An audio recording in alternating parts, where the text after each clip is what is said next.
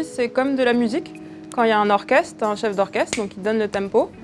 Et tout d'un coup, la rythmologie, c'est tu perds le tempo, tu perds le chef d'orchestre. Donc soit c'est trop lent, soit c'est trop rapide, il y a quelqu'un qui prend le dessus, le chef d'orchestre n'est plus là, et tout d'un coup, ça s'emballe. Et le risque, c'est que ça provoque un arrêt cardiaque.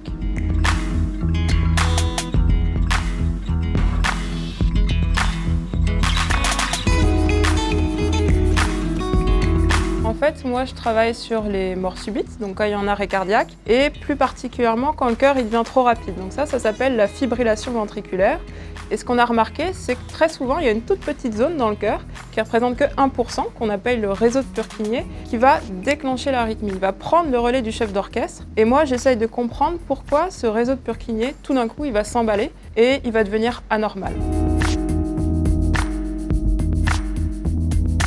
Du coup, le projet de recherche, il y a deux parties. Il y a une partie clinique où on étudie les patients quand on les opère, et puis il y a une partie expérimentale. Ce qu'on a déjà pu découvrir, c'est que, en fait, suivant les hommes et les femmes, le réseau de Purkinje, il va être anormal à certains endroits et pas à d'autres.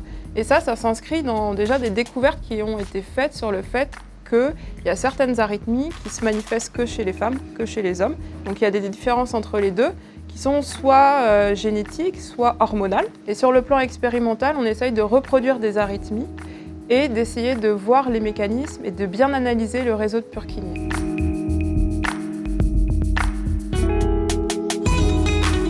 En plus, au Lyric, on a la chance de pouvoir travailler dans un programme qu'on appelle le programme Cadence, qui se base sur une analyse de cœur grâce à un don d'organes. Donc on a cette chance de pouvoir analyser les arythmies comme en réel et de pouvoir faire le parallèle entre ce que nous, on voit en tant que médecin en clinique et ce qu'on peut voir durant nos expériences et d'essayer de les reproduire.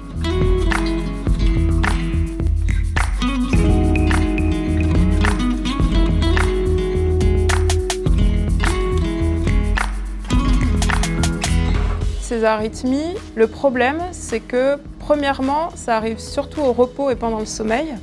Et souvent, il n'y a pas de signe annonciateur. Donc la mortalité, elle est élevée. Ce qu'on essaye de faire, c'est de dépister les gens avant qu'ils fassent l'arythmie. Et si on n'a pas réussi à les dépister, une fois qu'ils ont fait l'arythmie et qu'on les a réanimés, le but, c'est de proposer des nouvelles thérapeutiques, aussi bien sur le plan médicamenteux, parce que pour l'instant, il n'y a pas de thérapeutique ciblée sur le réseau de Purkinje, ou l'ablation. L'ablation, en fait, c'est on va mettre un cathéter dans le cœur et brûler la cellule qui est arythmique. Et ça, pour l'instant, les cathéters, ils sont mal adaptés.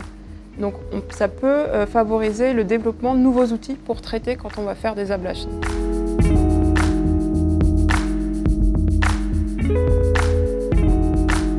Je pense que le soutien de la Fondation pour la recherche médicale, il est très important parce que ça m'a permis d'être dans une structure au Lyric où j'ai tous les moyens pour mettre en place les expériences pour trouver les mécanismes des arythmies. Et puis aussi, c'est extrêmement important puisque ça permet de dégager du temps aux médecins, aux soignants qu'on n'a pas forcément pour faire de la recherche clinique et en plus expérimentale.